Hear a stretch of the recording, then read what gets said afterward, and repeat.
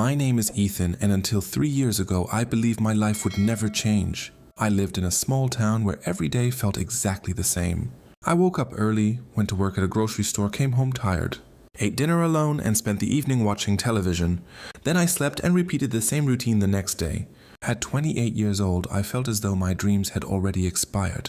When I was younger, I wanted to become a writer. I loved stories. I loved imagining different worlds and creating characters with extraordinary lives, but reality had other plans. My father became ill when I was in college, and I had to quit my studies to help support my family. Years passed. My father eventually recovered, but by then my dreams had faded into the background. One rainy evening, everything changed. I had just returned home from work when I noticed an old envelope sticking out of my mailbox. The paper looked yellow and worn. There was no return address. Curious, I opened it.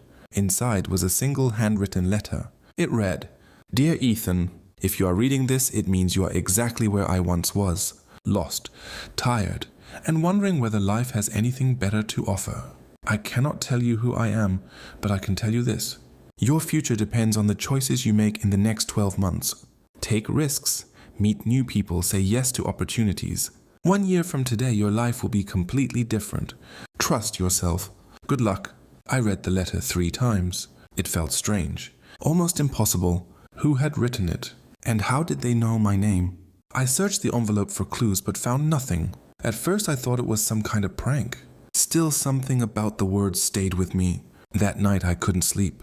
The next morning I made a decision. For 1 year, I would follow the advice in the letter. I had nothing to lose. The first opportunity came just a week later. A customer at the grocery store mentioned a local writing group that met every Saturday. Normally, I would have smiled politely and ignored the suggestion. Instead, I remembered the letter. Say yes to opportunities. So I went. I felt nervous walking into the community center. Most of the people there were strangers. Some were students. Others were retired.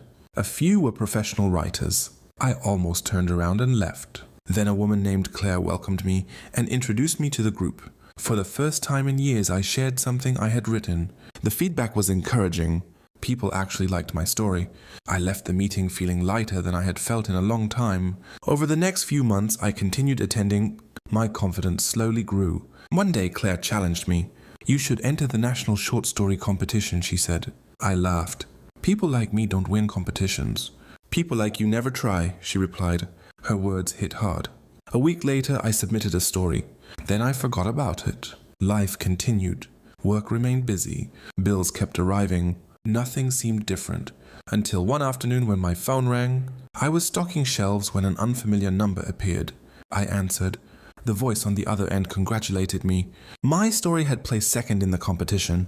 For a moment, I couldn't speak. Thousands of entries had been submitted, and somehow mine was among the winners.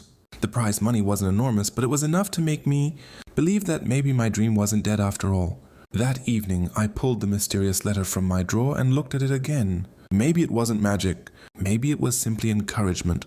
Either way, it was working. Months passed. I started writing every day. I woke up earlier and spent 2 hours working on stories before going to work, and it wasn't easy. Many mornings I felt exhausted, but I kept going. Then another unexpected opportunity arrived. A publishing company announced a contest for new authors. The winner would receive a book contract. The odds were terrible. Still, I remembered the letter. Take risks. So I spent 6 months writing a novel. Every free moment went into that manuscript. Weekends, lunch breaks, late nights. Sometimes I questioned my sanity. Who was I kidding? I was just a grocery store employee with unfinished college education. What chance did I have? Yet I continued. Finally, I submitted the manuscript. Then I waited, and waited, and waited. 3 months later, an email arrived. My hands shook as I opened it. The first sentence changed everything. "We are pleased to inform you." I had won. I stared at the screen in disbelief. The publishing company wanted to publish my book. I called my mother. She cried. I cried too. After years of feeling stuck, something incredible was finally happening. The following year was a whirlwind. Editors helped improve the manuscript. Marketing teams prepared promotional materials.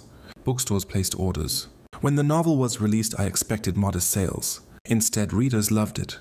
Reviews appeared online. Interviews followed. Soon my book was selling nationwide. It felt surreal. One morning, I walked into a bookstore and saw my novel displayed near the entrance. I stood there for several minutes staring at it. The younger version of me, the boy who dreamed of becoming a writer, would never have believed it. As my career grew, so did my curiosity about the mysterious letter. Who had sent it? Why? I investigated every possibility. No one knew anything. Even Claire had never heard about it. The mystery remained unsolved. Then, almost exactly 1 year after receiving the letter, another envelope appeared in my mailbox. My heart raced. It looked identical to the first one. I opened it immediately. Inside was another handwritten note. Congratulations. You chose courage instead of comfort. You discovered what most people never learn. Opportunities change lives only when people act on them. Now it's your turn. Someone else needs encouragement. Pass it forward. That was all. No signature, no explanation, nothing. For a long time I sat quietly holding the letter. Then I understood. Maybe the identity of the writer didn't matter. The lesson mattered. People spend years waiting for life to change, waiting for luck, waiting for perfect timing, waiting for confidence. But change rarely arrives on its own. It begins with small decisions, a single step, a single risk, a single yes. The next day I started volunteering at the writing group. Whenever newcomers arrived feeling nervous, I welcomed them the same way Claire had welcomed me. I encouraged them to share their work, to believe in themselves, to try. One evening, a young man named Lucas approached me after a meeting. I almost didn't come tonight, he admitted. I didn't think I was good enough. I smiled. I know exactly how that feels. Over the following months, Lucas improved dramatically.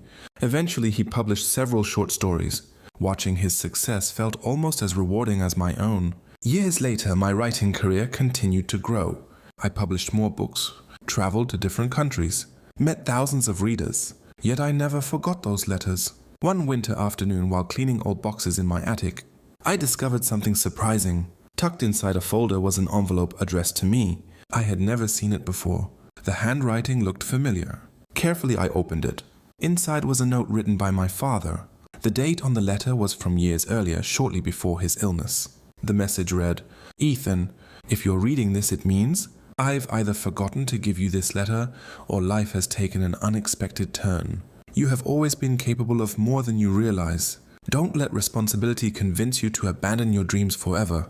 The world needs people who dare to create. Promise me you'll never stop trying. Love, Dad." Tears filled my eyes. Suddenly everything made sense. The handwriting, the encouragement, the message. Although the mysterious letters weren't exactly identical, the spirit behind them felt the same. My father had always believed in me even when I stopped believing in myself. Whether he had written the anonymous letters or someone else had, I never discovered the truth. But perhaps that mystery was part of the gift. Because the real lesson wasn't about who sent the letters. The lesson was about what happened after I read them. For years I thought success belonged to other people. People with more talent, more money, more connections, more education. I was wrong. Success often begins with ordinary people making extraordinary decisions. A shy person joining a writing group, a dreamer submitting a manuscript, a stranger saying yes to an opportunity. Today, whenever readers ask me how I became an author, I tell them this. The most important moment wasn't winning a competition. It wasn't signing a book contract. It wasn't seeing my novel in bookstores. The most important moment was choosing to believe that my future could be different. Because the truth is that every life can change. Not overnight, not magically, but one decision at a time.